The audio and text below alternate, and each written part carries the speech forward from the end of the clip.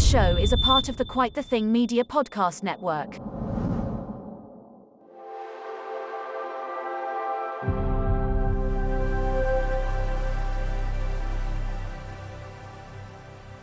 Hello and welcome to the E3 special episode of the Gamers Watch podcast that was going to feature Wandering Dutch. However, due to some issues out of our control, namely Sky being the worst, we can't bring Dutch onto this podcast. I've been having some serious internet connection problems. This is now our fourth time attempting to start this podcast, and I'm hoping this is the last time because it's currently 25 to 11 and Shaun's got work at 5 in the morning, so yeah. I'm recording this now with my eyes closed. It's not going too well, is it, Shaun? But we just wanted to bring an E3 special because honestly, this was special what happened on Sunday. In my memory, I think it was the best E3 presentation that I've ever watched. What about you, Shaun? I can't remember a E3 conference that was so well paced and executed as the Xbox Bethesda one on Sunday. We will talk about that a little bit later on with some of our post-show chat. But just before we do start, I just did want to give Dutch a big shout out because we've been sort of talking now for about a month or so, sort of on and off. And there's a dog barking outside my house, by the way. So if you can hear that, it's just indicative of what this podcast is tonight. I'm just waiting for my cat now. Yeah, but we just wanted to give Dutch a big shout out because he's obviously he's a content creator that we look up to quite a lot. He's got this really great show called the Midweek Mix Up on YouTube. Definitely check it out. You can find him just under Wandering Dutch on Twitter, Instagram, and YouTube. And he puts on this really great show with some really insightful insiders. Now, Shaun, one of those insiders is Chris Granell. Am I correct in thinking that? You are indeed, yep. Just list some of his sort of accolades, if you can. So he is an ex-game designer and worked on such titles as Killzone, F1, and Wipeout. And those are quite big games. Quite big. And there are also 3 games that I absolutely love, and I know that Chris is possibly one day going to be on the show, and it will just be us talking about Formula 1, Wipeout, and Killzone for 2 hours. So every time, look forward to that one. Every time he tries to change the subject, we're like, "Can we speak? What was Jarno Trulli like? Can we talk more about you, please? Yeah. Can you sign my microphone? Yeah. Juan Pablo Montoya, please." That worked. That worked. We'll talk about that another time. That will be a story for the normal episodes. There we go. So yeah, I did want to give Dutch a big shout out. You can find him on Twitter, Wandering Dutch. He's given us a lot of support over the last few weeks. And actually, Shaun, you were on his show for the E3 Bethesda presentation, weren't you? I was, yeah. We were live on Sunday for the showcase. And it was really good. It was a properly good live stream to watch. Really entertaining. I thought we all bounced off each other really well. The only slight possible issue, Shaun, was that you did look a little bit like deer in headlights. Yeah, I get nervous at the simplest of things. So going on to a show like that live my heart was racing. And I actually got a message from Lucia, who's watching it in the sitting room, which I didn't know she was going to do. Got a message from her a couple minutes into the actual showcase saying, "Oh, you look really nervous, relax." And that didn't help. My lips started quivering. No.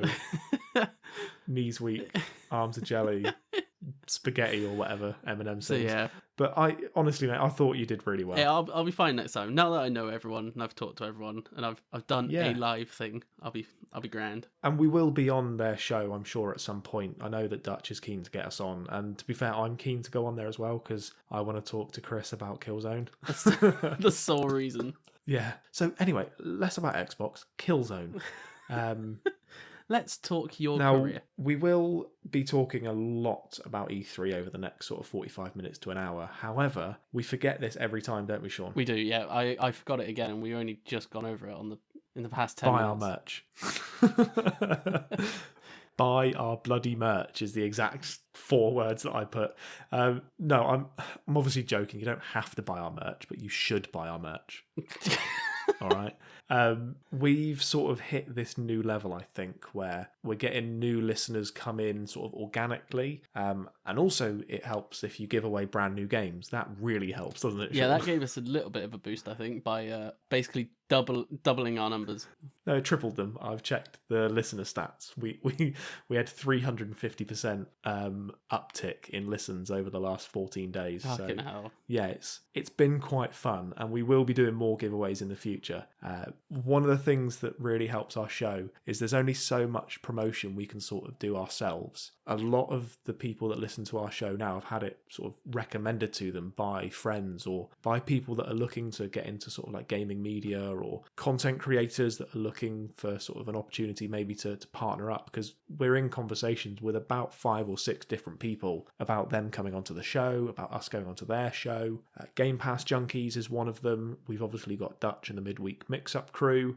We are going to be speaking to Garrett Atkins as well about his Untitled Xbox project very soon as well. So, the best thing for our show is if you enjoy it, just tell someone about it, and let us know as well. It's always great when we interact with people. It's one of the things I love the most. When they're not sending us death threats because we don't like Devolver Digital's really cringy try-hard comedy. And by the way, apparently sending people death threats saying you're going to slit their throats isn't against Twitter guidelines, but copy and pasting a link to your show is against Twitter guidelines. So fuck Twitter thank support. you very much, Twitter support. Yeah. So yeah, it's been a bit of a strange few days. Yeah. Loads of new listens, but also our first death threats. Death threats is one of the things on the checklist for the path to becoming famous. Yeah, it means we've made it. So thank you guys. Thank you very much. Oof. Should we just get in with it, Shaun? Should we just go full on bang? Yes, straight into E3. So before this show, I was talking through the script and I said to Shaun, I'm going to do what I do best.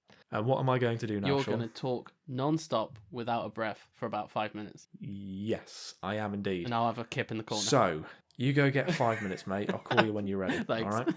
So I'm going to run through every single game and every single gameplay footage trailer that was shown during Bethesda Xbox E3 showcase. Let's start with what was dropped during E3. So the following games were available to download as soon as the E3 Bethesda Xbox showcase finished. That was Arx Fatilis, Dishonored Death of the Outsider, Doom 2016, The Evil Within 2, Fallout 1, 2, 3 and Tactics, Wolfenstein 2, Rage, and Yakuza Like a Dragon, which actually I'm a little bit interested in playing because it's a turn-based RPG, not a rubbish brawler. Then we will move on to Play Day 1 this year titles that were announced on the stage. So, Psychonauts 2, Age of Empires 4, Forza Horizon 5, Halo Infinite Multiplayer, Back for Blood, The Ascent, 12 Minutes, Shredders, Sable, The Gunk, Scorn, Dungeons & Dragons Dark Alliance, Bad Neighbors 2, Aragami 2, Anacrusis, Flight Simulator Maverick, Among Us, and Hades. Okay, now, Day 1 in the future games on Xbox Game Pass. Outer Worlds 2, Contraband, Starfield, Redfall, Replaced, Slime Rancher 2, Plague Tale Requiem, Somerville, Atomic Heart, Party Animals, Eiyuden Chronicle Reprise, and Stalker 2. Also shown during the showcase. Disney Sea of Thieves, Pirates of the Caribbean mashup, Shroom and Doom update for Grounded, updates to Doom Eternal, Fallout 76, and Elder Scrolls Online. They also had shown Battlefield 6 gameplay, Far Cry 6 gameplay, and Diablo 2 Resurrected gameplay, and that was every single game that was mentioned during the E3 Bethesda showcase. Not too many games then. No, and let's just mention, right? So earlier on, I said that this E3 presentation was possibly the best presentation I've ever watched. Not just the best Xbox presentation, but the best ever. But Shaun, just name a few of the games they didn't even mention. So there was no Fable, no Gears, no Perfect Dark, no Elder Scrolls, no Minecraft, no Tango Gameworks, and no Ninja Theory stuff. Yeah, so banging show. When you think of Xbox, you think of Gears, you think of Fable, you think of Halo. This was one of the best showcases they've ever had, and they only showed one of their big three. And that says it all, I think. And there was looking back on it now, you didn't need any of the ones that weren't shown anyway. No, because one of the complaints that people have had for a long time, and you said it, that we'll talk about in our next segment, we wanted games that are coming out soon. Yeah. And that's what they did for an hour and a half. They showed 30 games and 27 of them are day one on Game Pass. So yeah, that's pretty spectacular. So shall we move on, Shaun, to our pre-3 guesses that we did? Yes, our little predictions we done on the last episode before E3. So, obviously there was a lot of games mentioned. I did think that we would see something of Fable, if I'm honest, but I wasn't too fussed either way because I knew that we were going to get a lot of games shown. I knew that we wouldn't get any Gears because they've just moved over to Unreal 5. Yeah, it'll take them a while. I didn't expect any Perfect Dark, if I'm perfectly honest, which is a really terrible pun. I didn't expect Elder Scrolls because I knew Starfield was going to be shown. I did think that Minecraft would be shown. I thought there might be something happening with Minecraft. And to be honest, Tango and Ninja Theory I didn't think would be there as well. So all in all, I think realistically everybody got what they were looking for. But what was your sort of E3 prediction that you had, Shaun, prior to Sunday? My prediction was release dates. So literally, instead of vague like coming holiday or coming 2022 or 2023, I wanted to just see actual solid release dates for all the games that they were going to show. Did we get that? Oh yeah, I think the only one we actually didn't get was Halo, which is still slated as holiday. Yeah, 21. now I just want to look. I know that we bring him up every episode, but we can't not. And you know what I'm going to say, don't you, Shaun? I think so. Crap Gamer. Crap Gamer said that there was no Halo gameplay. Oh, what a fucking idiot! Shaun, do you remember watching all that Halo gameplay? Yeah, I think it was quite a big chunk of it in the showcase. They had 5 minutes of multiplayer gameplay, and they had gameplay from the campaign as well. Did he just sneeze for like 5 minutes? What is going on? Maybe he had a seizure after seeing the multiplayer trailer and just forgot about it. Yeah, it's like, you know, one of the things I thought was great about the presentation, but really would have been better is if there was Forza Horizon 5 gameplay. That would have been great. That's the level of stupidity that this person has. It would have been great, but I didn't see Phil Spencer once. And he didn't have a chainsaw dildo up his ass. Oh, I can't believe that. When I saw him, I was like, "Oh, it's head on." That also reminds me, it's head on. Is he gonna turn sideways and reveal it? That also reminds me, no Indiana Jones mentioned either. No, I imagine that's quite very early in development. I think so we won't see that for a while. 2024, 2025. That's years down the road. We won't see anything like major from that for a while. My E3 prediction, I don't know if I predicted it right or if Devolver Digital were apologising, because just to keep you guys in the loop, Devolver Digital, every time they do a showcase, I don't enjoy it. They basically try and make it this like really try hard, we're not like anyone else in the gaming industry. And this year they did this really weird like anti-subscription model sort of comedy skit that went on like in between each game they were showing was this like live action with all the regular actors and actresses that they have. But it just came across sort of, for me personally, in my opinion, it came across a bit disingenuous and it just was a bit try hard. And British and American humour doesn't really mesh that well. You just look at the American office and the UK office. They're two very different styles of comedy for the same thing. So it just didn't butter my toast. What about you, Shaun? I haven't watched it. Oh. I was preparing myself for a certain live event. I just didn't enjoy it that much. So I put a tweet out saying Devolver Digital are really going all in on the I don't care what other people think of me shtick.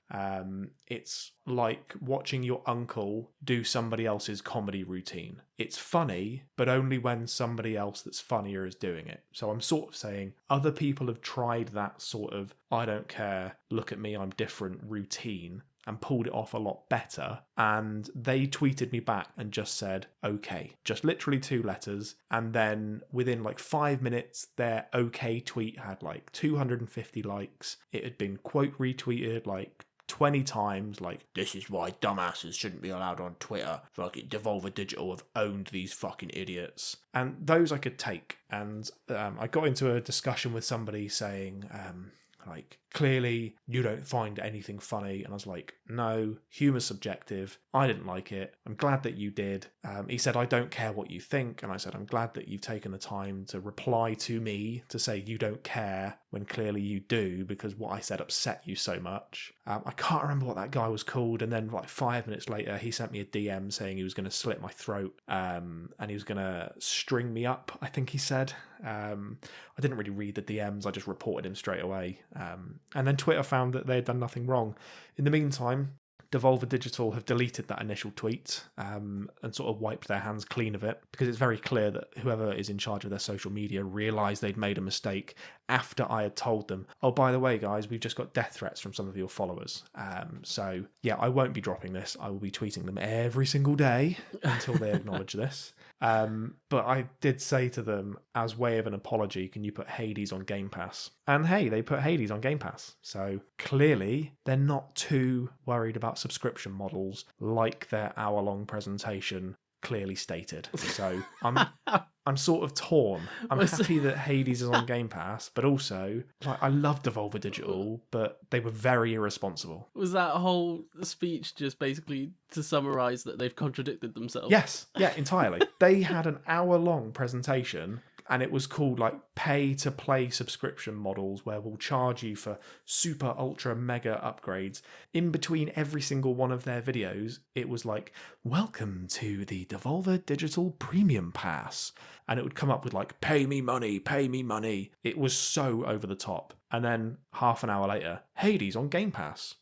Make your fucking minds up, guys. So, yeah, I've sort of gone downhill in my estimations of Devolver Digital right now. It was very irresponsible of them to tweet back at us. That's all I'm going to say. And they realised that because they deleted the tweet. Okay. However, yeah, okay. Hades on Game Pass. That's it. That's my 10-minute tirade. Hades on Game Pass. I don't care anymore. I'm very annoyed. Very annoyed. You've worked yourself back up again now. Shaun, what was I saying for like a month? I want Hades. I want Hades on Game Pass. Hades, Hades, Hades. And now it's happened, and I'm like, yeah, but you guys are dicks. So what am I supposed to do? Do we put them up for the 20th title? Yes. Yes, we absolutely 100% do. Or should we put ourselves up as Twidiots for having an opinion? Like, acknowledge the death threats we got, or like apologise by the next community day, we'll just put them up against Crap Gamer for the 20th title. Yeah, and no matter what happens, they win it. No, we'll put it to the vote. We'll be fair, but just Crap Gamer versus a games publisher against death threats. But yeah, I just thought I'd let everyone know that Hades was on Game Pass. But also Devolver Digital, they don't like subscription models. But Hades on Game Pass. Shaun, what did you think of the showcase, mate? I loved it. It was...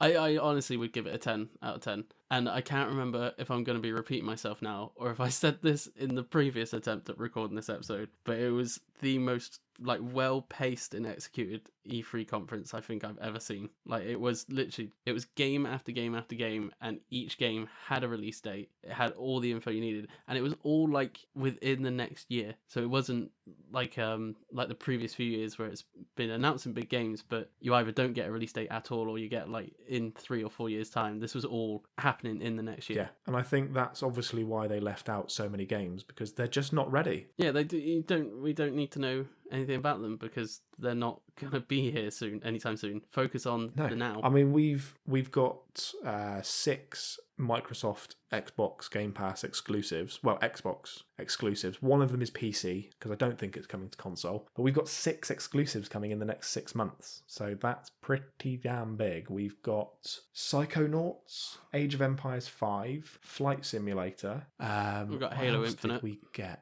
Forza Horizon. Halo Infinite, Forza Horizon 5, and then there was one more game. What for this year? We've got Ascent coming. Ascent, that was the one as well. Yeah, so we've got like basically an exclusive every 5 weeks, I think it works out. An exclusive Xbox game every 5 weeks, and they're all like absolutely phenomenal looking games. So yeah, I have to give it a 10. I mean, I gave it an 11 actually yesterday.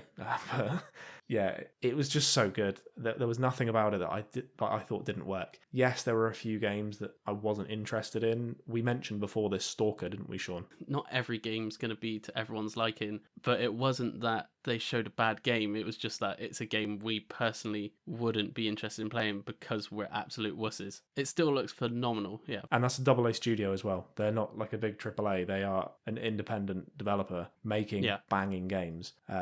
What my favourite thing about the presentation was Microsoft Studios, Xbox Studios, day one on Game Pass. Like every single time they brought a new game up, it was, this is where your value is coming from. Xbox has games. Look at this game that only comes out on Xbox. Look at this game that comes out first on Xbox. Look at this game that even if you don't get it on Game Pass day one, looks better on Xbox. Here's Battlefield. Here is Far Cry. Look at how good these games look. I'm still not going to buy Battlefield. No, and looking back on it now, obviously the rumours were that Battlefield was going to be the game that would be coming to Game Pass. I am so much more happy with it being Back for Blood over Battlefield. Yes. Oh, yes, because Back for Blood looks fucking great. It looks like Left 4 Dead on fucking steroids. I cannot wait. It looks so good. Yeah, it just looks phenomenal. And exactly like you were saying, that there were a few rumours. Obviously, Washington Post, right before the show, leaked the Starfield trailer.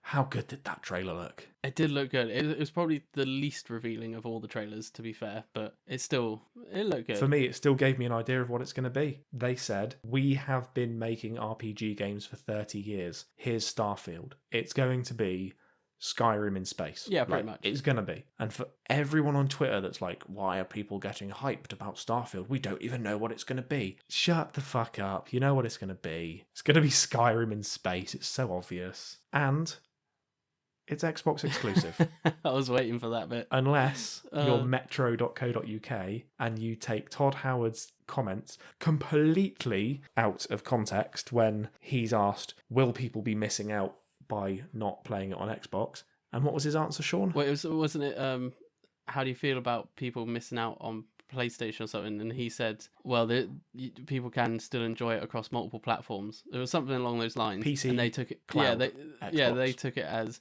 or it might still come to PlayStation at some point. No, it literally fucking says on the poster, Xbox exclusive. I think they mentioned it about 5 times throughout the pre-talk in the trailer, and they said it after that constantly non-stop. And then after the trailer, the lady very specifically said, Starfield is an Xbox exclusive because that's what it is. It is exclusive to Xbox as a service, not as a console. We need to get this whole console idea out of our heads. Xbox is now a gaming service. If you want to play Starfield, you need to own part of the Xbox service, be that streaming it via xCloud, playing it through PC, or owning an Xbox Series console. So, yeah, man, Starfield looked good. Starfield looked very good. Should we, I mean, to be honest, it's in my top 5. So should we go through our sort of like top 5 lists of what we liked the look of and talk through them all? So firstly, for me, Sea of Thieves, Pirates of the Caribbean mix-up. Wow. I did like I was not expecting that. No, I never would have been able to guess that from a mile away at all. No, because that's actually your number 1 pick, isn't it? Yeah, just because of how unexpected it was. I remember when we were doing the live stream on midweek mix up, it was showing like the different clips at the start of the trailer, and it showed. And I remember somebody said, "Oh, that woman's voice sounds like the woman from Pirates of the Caribbean." Yeah, so I think was it? I think Darge said that, and then it showed. Darge did, yeah, it was. It showed the clip of the cave, and I was like, that also looks very similar to the area in the first Pirates of the Caribbean film. And then when it then cut to the clip of like him with the bone in the prison cell with the dog with the keys, everyone's so perfectly executed. Everyone sort of like slowly clicked onto what was happening. We're like, what? How is Pirates of the Caribbean in Sea of Thieves? So, Sean, to give you an idea, I was watching you during this, and I watched your brain explode. As soon soon as she started talking, I was like, yeah, it's Caribbean. I didn't think that it would be Jack Sparrow. I thought it would be that there's a few side characters involved. So straight away, my head went straight to, bang, you're in Sea of Thieves Pirates of the Caribbean. So then watching all of you guys individually work it out, Dutch was the first one to work it out. Darge was the last, even though he said, that's the woman from Pirates of the Caribbean. He stood up and turned around and Darge was like, oh, it's Jack Sparrow. Like, everyone else at that point was like, yeah, we get this. We know what it is. And then I just watched his face like, oh my God, it's him. So yeah, that for me was huge. Yeah, I think the few seconds before it finally like showed Jack Sparrow, we all sort of knew it was Pirates of the Caribbean, but at the same time our brains were still like, what? No. What's going on? Yeah. Yeah. But also, I'm glad I'm guessing it sounded like him. There's a bit where one of the characters puts a skull back on a skeleton and it comes to life and says something about having a body again.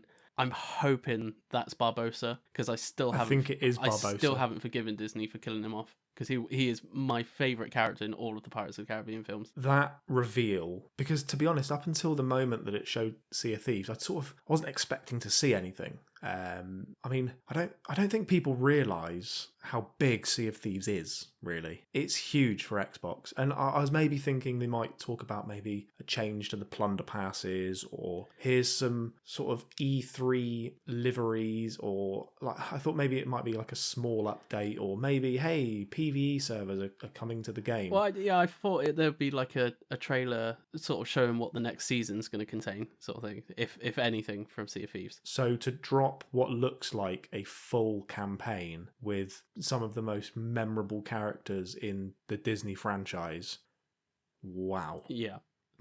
Disney of all people as well. Like, that is big money being thrown about for this collaboration. It's funny because our top 5 list, 3 of them are the same and they're in the opposite order. We'll talk about that in a second. But yeah, that Sea of Thieves Disney mashup, for me, that means that there will be more Disney content coming to Xbox. I'm hoping so, mainly because I'm just a huge Disney fan anyway. But yeah, there's so many different sort of crossovers they could do in tons of different games. Cars in Forza Horizon. Yep. Yeah, get Lightning McQueen in. Why not? I mean, literally, why not? Bucket, give me a Toy Story game. Buzz Lightyear and Halo. Why not? Please. Why not? Emperor Zurg. Yeah, Emperor Zurg, Buzz Lightyear as a cosmetic option in Halo. Why not? It would be brilliant. So yeah, I think that we are going to get a lot more Disney coming to Xbox. Yeah. And the thing as well with this Sea of Thieves update is it opens up so many questions about how it's going to be executed, because it's supposed to be like a campaign. It's literally 5 episode campaign. So are they gonna finally have like a PvE only area for it so you can't get pricks ruin it? Because if that happens, I wouldn't finish playing it. I'd turn it off and be like, it's the Sea of Thieves still ain't changed much. I think that they have to have a separate lobby or server. We were talking about it just before the show started. I think that realistically there has to be some form of private area. Yeah. Whether that is that you cross through in like some mist and then you're in the Caribbean maybe, or you go through a giant whirlpool and you get teleported to a new area of the map. I'm not too sure. You have to turn your ship upside down by running from opposite sides of the deck. Some bits of the Pirates films weren't great, were they? As long as this update doesn't have the fucking crab section from the third film. Jesus Christ. But that for me just opens up a lot more doors. Whether that be bringing Disney into Minecraft, because obviously Minecraft is a hugely popular game. Whether that is that maybe there's a few Disney games being made. I mean, they've just announced the Guardians of the Galaxy game. That's technically Disney. Maybe there'll be some more Disney content coming to Xbox over the next few years. A Mandalorian game, possibly. That is still rumoured, isn't it? Yeah, who knows? But it's only positive for me. Now, your number 2 is my number 4. Yeah. Isn't that right, Shaun? Forza Horizon 5. Oh. I think at one point they just showed us pictures of Mexico. They just snuck in snaps from their holiday when they were researching. It just looked phenomenal. It did. I think The last time I remember being so like impressed with visuals of a game was back on the was it was either the reveal or like a more deeper dive after we already knew it was coming out of the newest Battlefront series, Battlefront 1 of the new Battlefront series. Yeah, where they did the photogrammic imagery. Yeah, they showed all the environments and that, and I just remember being floored by it. And this was basically the same with Forza Horizon 5, but obviously 10 times 10 times more improved. There has been some news come out today, and people are a little bit disappointed that it looks as if the game is going to be running 4K 30. Now, for me, there's a couple of reasons why. Firstly, this isn't the new engine that is being worked on for Forza Motorsport. So straight away, that isn't the case. This is not an engine for next-gen consoles. When they say they built it from the ground up to be on next-gen, it means that they are using an engine that is basically 6 years old at this point, and they are utilising it so well that it runs perfectly, picture perfect, on the next-gen consoles. So no, it's not a next-gen engine, but what they've done with a 6-year-old engine is insane. Yeah. There was one other thing I noticed because I've gone back through the trailers and watched them in like 4K and that since doing the showcase show. One other thing I noticed in the Forza one that I haven't seen anyone mention anywhere is when they talk about the ray tracing, he quickly says after in Vista mode, which is basically the mode where you just sort of walk around the car. So I don't know if ray tracing is going to be in the actual sort of core gameplay during races or whether it's just going to be Vista mode. I don't think so, but that is a limitation of working on a 6-year-old game engine. Just to put it into perspective, this is the largest Forza Horizon map ever made. We're talking multiple dozens of square kilometers, all of the environment to a photographic level. So this isn't just that, look, Ratchet and Clank that's just come out looks incredible, does it not? Oh yeah, it looks amazing. I still can't wait to play it. I gotta wait till my bloody birthday, which will be the day after this podcast airs. However, Ratchet and Clank is a very self-contained game. It's a much smaller, less broad area, right? So when people are comparing graphical fidelity, people are already bringing up an argument that, well, look at what Ratchet and Clank can do. They're two very different games. Ratchet and Clank is made purely for next-gen consoles. So was Godfall, but that's coming to PS4 now, but we'll talk about that another time.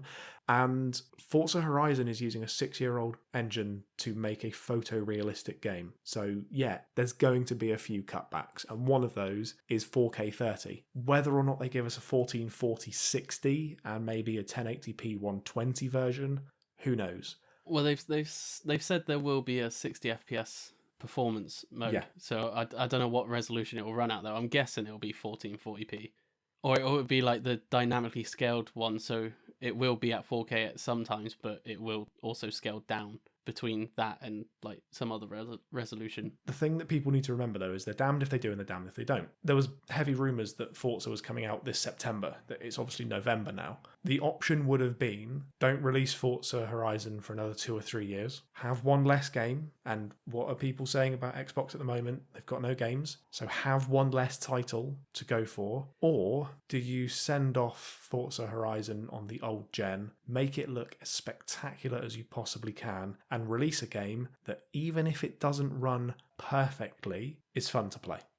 Yeah. Like, it just looks fun to play, doesn't it? It looks insanely fun. Like Forza Horizon, I've always enjoyed and found amazingly good fun. But I've preferred them to the motorsport versions. I'm gonna be honest. Yeah, I've always preferred recently the Horizon. I have. Yeah, but I've always still enjoyed just playing them on my own. So, but the trailer that they showed at E3, it actually made the online aspects look amazingly fun as well. Like I would genuinely stay connected to the servers and like race around. And if I see someone, I'll give them a race. The arenas mode looked fantastic. Yeah, the events lab, it really reminded me of Trackmania. Yes, it did. Yeah, it looked absolutely bonkers great fun. It looks as if they've put the Forge from Halo into Forza. Who isn't going to enjoy that? Yeah, so pretty much. There's going to be some great stuff coming out from Forza 5. So yeah, I'll take a fun game that is slightly less sort of optimized with unreal high fidelity any day. Now, our number threes are two different games, Sean. They are indeed. I've already spoken a little bit about my one. I'll just mention it now. My third highlight of E3 was Starfield. I know they didn't show a lot. I have watched the dive deeper into Starfield today. It's about a 2-minute long video. I've seen the concept art and it looks ridiculously fun. It's very clear that this is going to be an epic. I feel like it's going to be Mass Effect meets Skyrim, and I am pumped for that. However, I'm not going to dive too deep into Starfield because we don't know too much about it at this moment in time. So, Sean, what's your number 3? My number 3 was the Halo Infinite multiplayer reveal. That looked good. Yep. So, again, similar to the Forza Horizon thing I just said, I am not a competitive online multiplayer player. I enjoy I enjoy my single player games and my co-op games. I just don't. My competitive bones are brittle in my body. They don't butter your toast. No, I just don't find them that fun at all. I will like jump on if I'm playing with, so like if you were online on a competitive game, or if Luke or Matt was, I'd still jump on and have fun because I'm playing with people I know. Yeah. But I'd never jump on them like on my own. I think the only one I have is Titanfall, which And that's I just because absolutely love. it's banging gameplay. Yeah, it's just a great game, and I think it helped that there was some bot AI in there as well, sort of thing. So you even if you were terrible against other players, you still sort of felt like you were contributing if you just killed a few bots. But yeah, the Halo Infinite multiplayer reveal has got me very hyped for it, and it takes some doing to get me hyped for a competitive online game. We were talking just before you joined. We joined the sort of Discord server to record about some of the information on the battle passes. So they've done a sort of a longer breakdown video. Because Dutch showed you this, didn't he? Yeah, he went over the sort of details. I still haven't watched the actual video, but they have done a 12-minute sort of breakdown of the multiplayer aspect. Yeah. And yeah, the way they're doing battle passes is they sound to me similar to how Sea of Thieves do their season passes now. So like it's all like purely so it's all purely cosmetic and nothing affects gameplay. But the thing they're doing that I don't think any other battle pass sort of game has done is, say that you don't get to the end of the battle pass by the time the season ends, instead of being locked out of the content that you've technically paid for because you paid for the battle pass, you have infinite time on Halo Infinite to unlock it all and complete the battle pass. And if you miss a season, the battle pass will still be there for you to buy at any point if you want, and to go back through and unlock everything on it. That is the most. Yeah, so that's pretty great, if I'm honest. That makes me want to engage, because the thing that I hate the most about most online games now is everything is time locked, and if you miss something for a week, like, you never ever have the opportunity to get that thing again. Yeah, it kind of forces you into having to play the game still, even if you're really not in the mood for playing that game. But yeah, which is obviously very, very dirty, disgusting mechanics that have been brought about because of the advent of loot boxes and games as a service and all of that bollocks that I talk about far too much. But yeah, Halo have got it right. Yeah, this is shaping up to be the most consumer-friendly possible way of dealing with battle passes. I mean, the online, we've not even mentioned it, the online is free. Like, even if you don't have Xbox Live, it is still free. Like, anyone can just pick up it's even on Xbox One. You could pick up an Xbox One, an original Chunky Boy, and play it for free. Like, it's just going to be great. So that is holiday of this year, isn't it, Sean? That is holiday 21, yeah. And another thing that the way they do the battle passes, it's going to help with the sort of longevity of the game as well, so much, because 100%. Say you skip a year of it, you've got other games to play in that. If you came back to it and it was doing battle passes the way other games normally do, you'd obviously have the current battle pass, and then once you finish that, you're sort of back to, I might play a different game. Whereas if you miss a year in Halo Infinite now, you come back, you've got so many different challenges and battle passes and content you could go through that can last you for ages. Also, something that I saw today in regards to Halo Infinite multiplayer is it gives you the option to change voice and body shape as well. Yep. So you can really, really customize your player to a level never seen in a Halo game before. Yeah, you can also give yourself prosthetic limbs as well. But the gameplay itself as well, ridiculously good. The thing that actually got me hyped for it during the showcase was it just looks so smooth. It kind of looks a bit like Titanfall, like how smooth and like fluid all the motions are. And the grapple hook, I know obviously some people are not too keen on the grapple hook, but I know it's people don't like change. Obviously it takes time to warm up. I think stuff. it's great. I can picture so many like close moments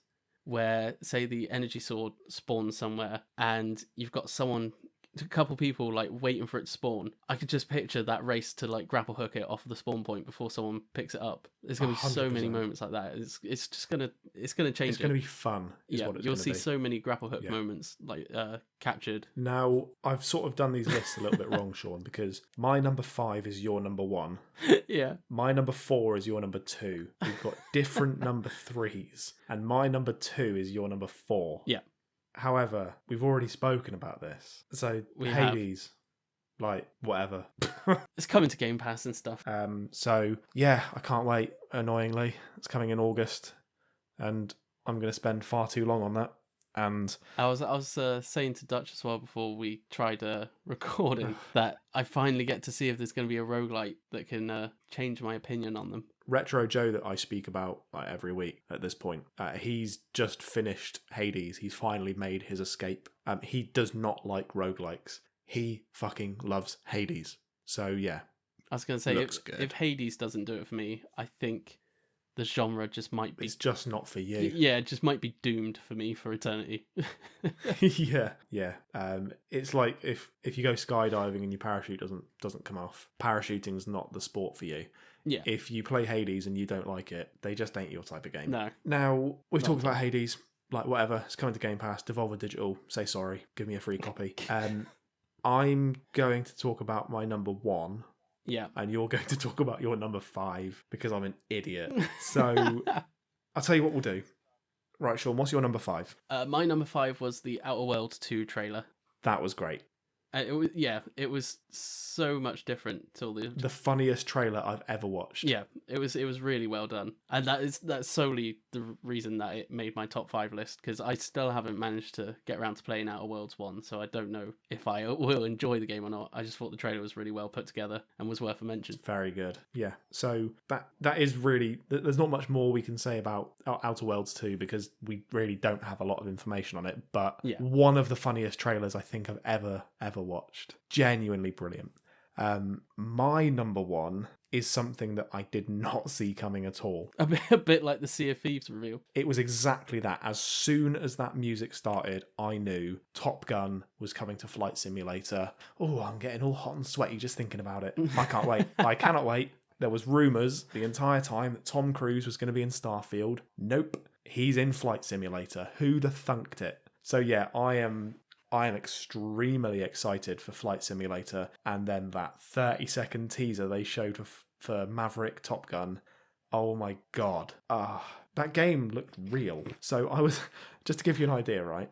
I was watching the trailer for Flight Simulator on my lunch in my break room, and as somebody walked in, it was the scene where it had the black and white plane go up and then counter stall and fall down, and he turned to me and said, "Oh, are you watching the Red Bull Air Fighters?" And I said, no, this is an Xbox game. And he didn't believe me, so I had to play the entire thing back to show him at the start where it said, like, Xbox Game Productions, and be like, no, this is a game. And he genuinely could not believe it. Yeah, I must admit, it does look stunning. It's not the sort of game for me personally, but I'm going to put hundreds of hours into it. Just some of the shots they had in there, you would literally believe it's like a promotional screenshot from a skydiving company. Yeah, I'm just going to fly around the world. Like every night I could imagine myself coming home and being like, right, where shall we go tonight? I cannot wait. It looks stunningly good. And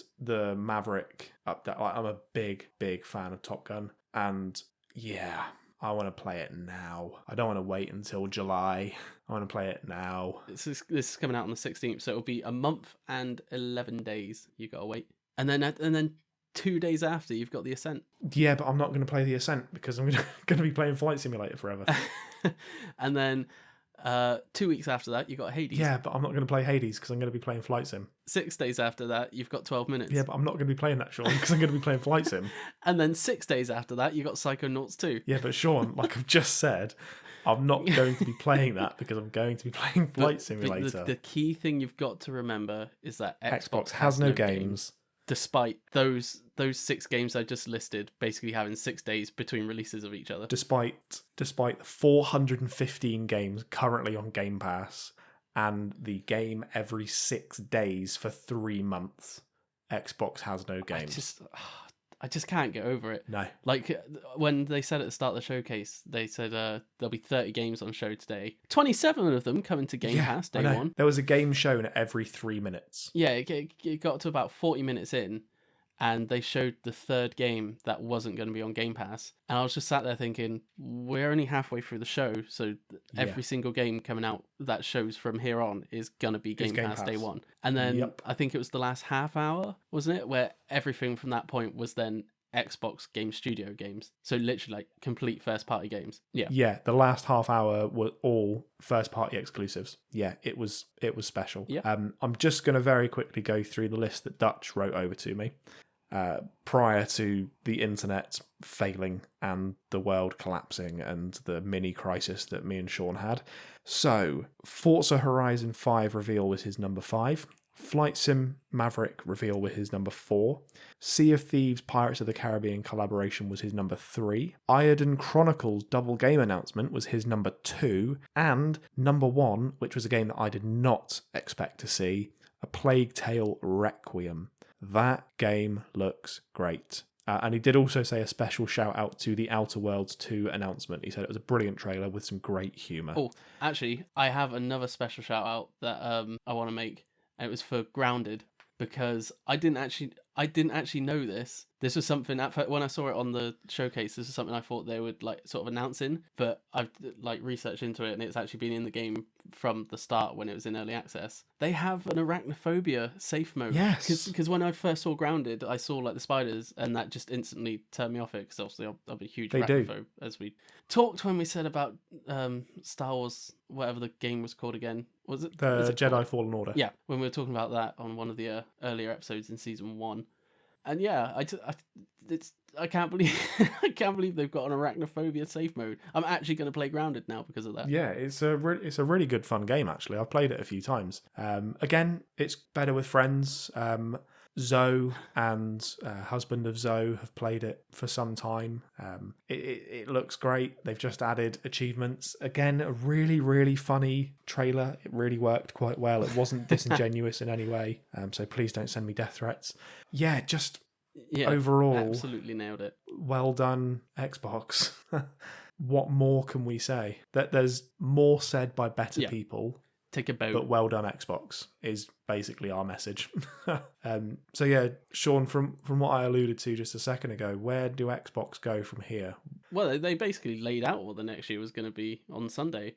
That was literally the purpose of it, which I think that's what they need to keep doing. Yeah, I mean, outside of game reveals, because there's been some huge cloud news. I know that you personally don't see the benefit of it, but Xbox want Game Pass on TVs. It's not that I don't see the benefit, it's just that I imagine that's going to be one of the slower things to take off, because obviously all the adopters of Game Pass at the moment are gamers who are already going to have sort of a platform that they want to play on. So let's put it this way, Shaun. The stick, the cloud stick, right? So I've got an Xbox One S and an Xbox Series S. I've got a TV in my bedroom, but I've got nowhere to put my Xbox Series S because the only wall we can mount the TV on doesn't have space to also put a console on. If I had the option to pay 40 quid for a streaming stick that streams directly from my Series X or through Wi-Fi so that I could play my Xbox through my TV without the need for a physical box, I would do that. I know that a lot of people will already have gaming PCs, and I know that a lot of people already have consoles, but say it's your